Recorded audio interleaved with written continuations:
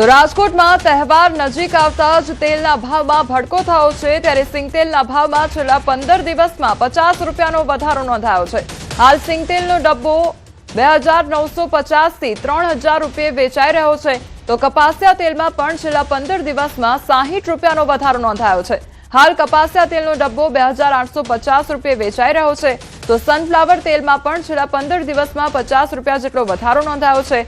हाल sunflower तेल 2600 ની आसपास વેચાઈ રહ્યું છે ત્યારે છેલ્લા થોડા દિવસમાં સાઇડ તેલના ભાવ વધતા સિંગતેલ અને કપાસિયા તેલના ભાવમાં પણ વધારો થયો છે।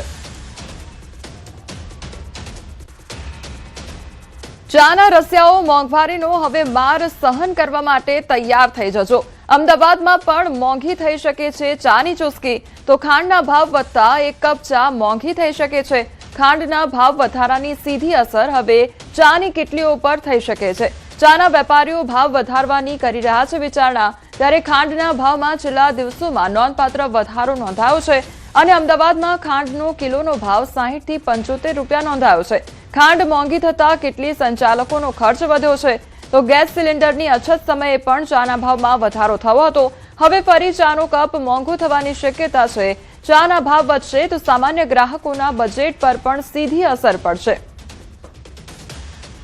સંવાદદાતા દીપિકા અમારી સાથે જોડાઈ ગયા છે। દીપિકા, ખાંડના ભાવમાં વધારો થયો છે અને તેની સીધી અસર હવે ચાની કિટલીઓ પર કેવી જોવા મળી રહી છે?